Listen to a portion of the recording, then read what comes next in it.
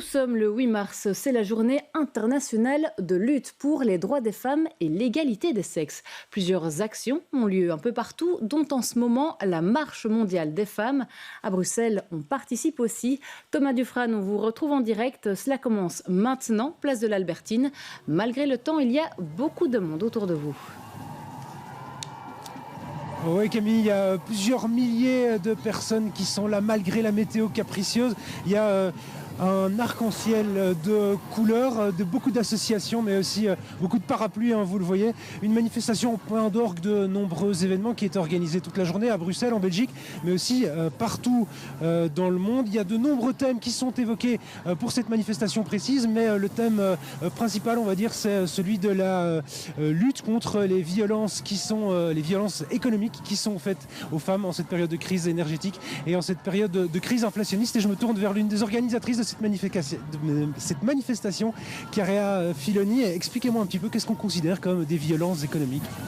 Ben oui, parce qu'on est en 2023, mais on a encore beaucoup de violences économiques qui sont faites aux femmes. Pour quelles raisons? Parce que les femmes sont davantage précarisées par rapport aux hommes. Pour quelles raisons? Parce qu'ils occupent par exemple des postes qui sont moins rémunérés, moins bien rémunérés.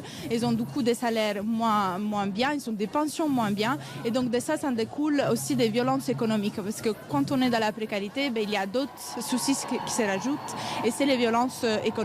Comme vous l'avez préannoncé, il y a aussi ce qui s'ajoute en ce moment, la période de crise économique et de crise énergétique, qui rajoute une couche à la précarité des femmes. On a des factures de plus en plus élevées que les femmes sont obligées de payer. Que faire? Que proposez-vous pour essayer d'améliorer cette situation? Les services publics ne sont pas assez bien financés, donc il faut partir de là pour qu'il y ait une amélioration des conditions des femmes.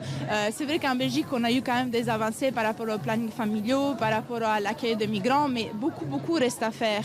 Il faut mieux financer les secteurs publics à partir de l'enseignement, donc crèches, écoles, hôpitaux, les services publics de santé surtout, parce que c'est là que les femmes sont les plus employées et les femmes font plus recours aux services publics plus que les hommes. Dernière question, il y a aussi une dimension de solidarité par rapport à d'autres pays qui sont souvent évoqués dans l'actualité. Tout à fait. Dans l'actualité aujourd'hui, il y a l'Iran. L'Iran, on sait qu'aujourd'hui, c'est une manifestation faite principalement par des femmes pour la liberté d'expression des femmes.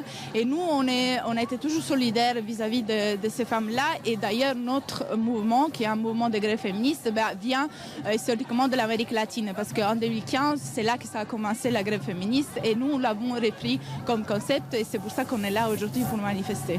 Merci Chiara Filoni, qui est organisatrice donc de ce rassemblement. Rassemblement qui va partir, Camille, dans les prochaines minutes. Il faut donc s'attendre à des perturbations dans les 2 prochaines heures dans le Pentagone bruxellois. Donc si vous devez passer par là en termes de mobilité, essayez d'éviter cet endroit.